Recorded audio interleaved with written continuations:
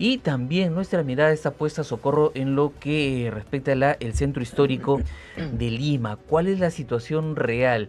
Bueno, muchos diagnósticos se han hecho respecto, por ejemplo, a la posible presencia de lluvias, frente a lo que significan movimientos telúricos, terremotos, pero ¿cuál es el diagnóstico fundamental que hoy en día tenemos en nuestra Lima capital? Guido Valdivia, director ejecutivo de Capeco, nos va a ayudar con ese diagnóstico. ¿Cuál es la situación real del centro histórico de Lima, teniendo en cuenta los últimos episodios que hemos visto, hemos vivido, por ejemplo, este gigantesco incendio que ha consumido varios predios, varias quintas, ¿no? Para ser más exactos, y cuál es el panorama que pinta hoy en día nuestra capital? Bueno, yo diría que el centro histórico es una inmensa oportunidad de desarrollo urbano que no estamos aprovechando y por eso es que ocurren los problemas que hemos visto, la pues instalación de actividades sin control, actividades comerciales y también la tugurización que no solamente se mantiene, sino que se incrementa. Nosotros desde Capeco lo que postulamos es una revitalización del centro histórico que implica no solamente el cuidado físico que le debemos a un patrimonio de la humanidad, sino también recomponer el tejido social e implementar actividades económicas comerciales que aprovechen al máximo posible lo que implica tener un centro histórico de la importancia del que tenemos en Lima. Buenos días, ingeniero Guido Valdivia. Gracias por estar con nosotros. Suena simpático esto del potencial que tenemos en el centro histórico. Por supuesto que como habitantes de Lima, nacidos o no nacidos en Lima, pero quienes vivimos en Lima, podemos disfrutar de las maravillas, de lo histórico, de lo tradicional, pero en realidad, si ponemos los pies sobre la tierra, primero, ¿cuánto sabemos de la importancia o de qué valor tiene el que sea patrimonio cultural nuestro centro histórico? ¿Y cómo hacer para destugurizar? ¿Y cómo entender qué es el tejido social y cómo recomponerlo? ¿Qué corresponde a los habitantes de Lima para que deje de ser la bomba de tiempo que es? Bueno, es importante, por supuesto, tener una estrategia permanente de concienciación de los limeños o de los que vivimos en Lima respecto al valor y a la obligación que tenemos de cuidar y potenciar un patrimonio que corresponde a toda la humanidad. A veces creemos que esto es solo un reconocimiento, ¿no? Claro que lo es, ¿no? Un reconocimiento del valor cultural que implica un área como esta. Pero también tenemos la obligación de cuidarlo y eso no lo estamos haciendo. Lo cierto es que está demostrado que cuando hay inversiones, y aquí hay que traer inversiones, los centros históricos terminan rentabilizando esa inversión y por lo tanto autososteniéndose. Hay casos muy emblemáticos como el de Cartagena en Colombia, como el de Quito en el Ecuador, inclusive el centro histórico de Santiago de Chile, que no tiene el mismo, digamos, valor monumental que el nuestro. Pero es importante que la municipalidad adquiera conciencia de ese potencial. Ujú. No es posible, por ejemplo, que no haya agua en el centro histórico. Lo hemos visto dramáticamente ahora con este incendio en Barrios Altos. Pero recuerde que no es el primer incendio y lamentablemente parece que no será el último.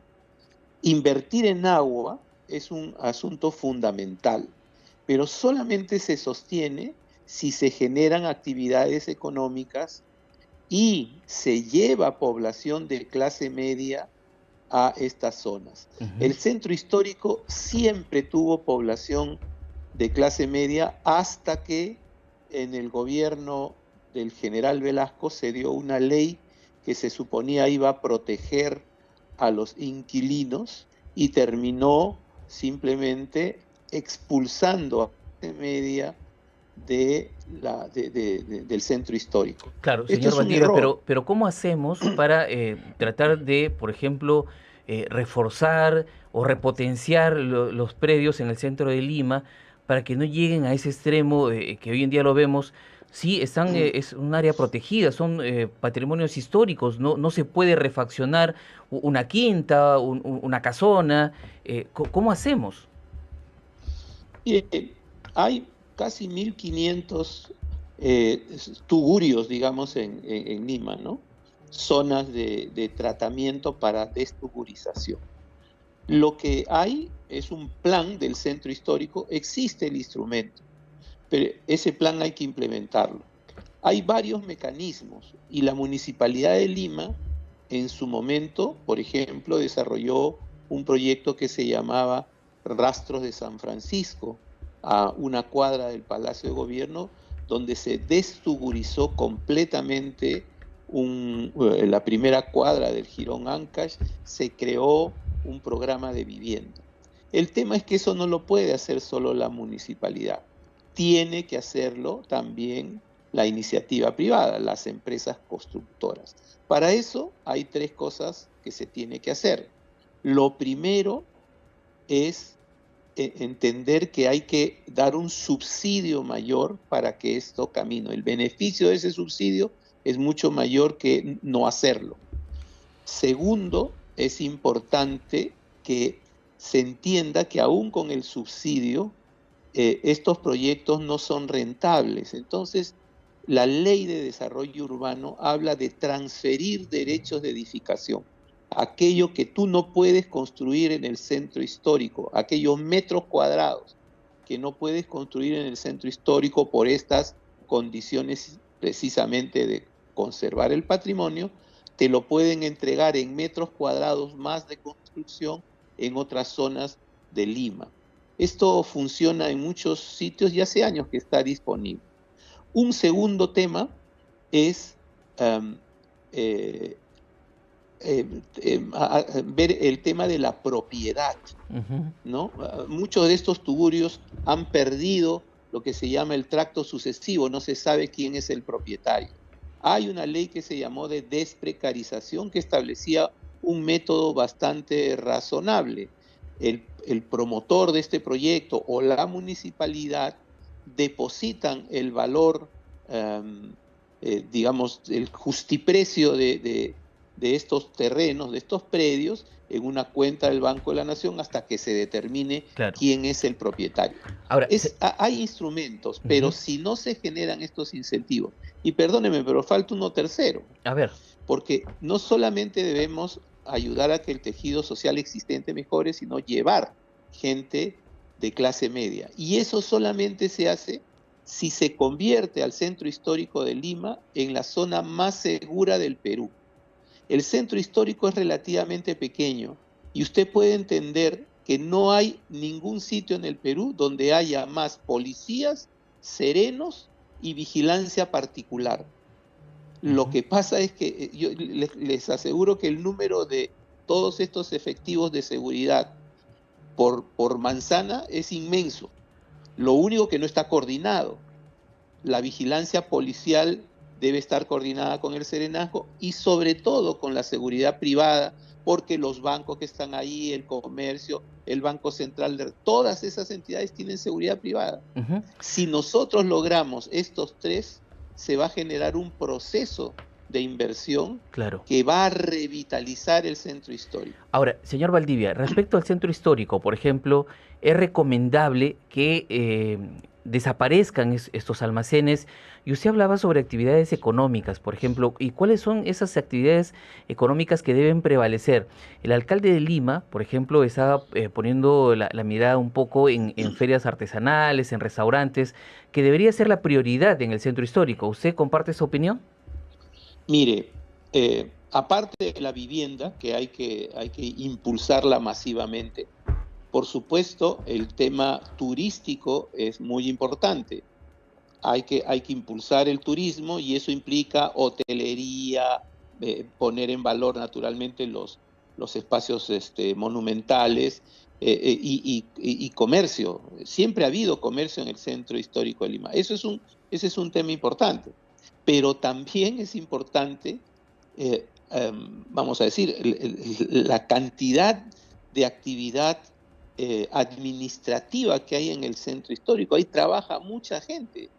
Esa gente es la que puede revitalizar el centro histórico. Si nosotros logramos que parte de esa gente viva en el centro histórico, un centro histórico seguro, donde haya agua, etcétera, obviamente se va a revitalizar esa ciudad y esas personas se van a beneficiar de trabajar y vivir en un espacio de 4 o 5 cuadras. Eso se ha dado en varios centros históricos, inclusive muchos que no tienen tanto valor en América Latina, no es ningún secreto, pero hay que poner los ojos en eso y pensar que la municipalidad sola no va a poder lograr esta revitalización. ¿Ha habido gestiones municipales en que se ha invitado a la empresa privada, por ejemplo, a aportar su apoyo para recuperar balcones, en fin, espacios, monumentos, verdaderos monumentos? A ver, pero el vecino, permítame, el vecino común y corriente, ¿cómo se podría involucrar en el mantenimiento, por ejemplo, del espacio donde vive, que puede ser una quinta tradicional, histórica, patrimonio cultural? A ver, lo primero que hay que decir es que ha habido varios esfuerzos privados.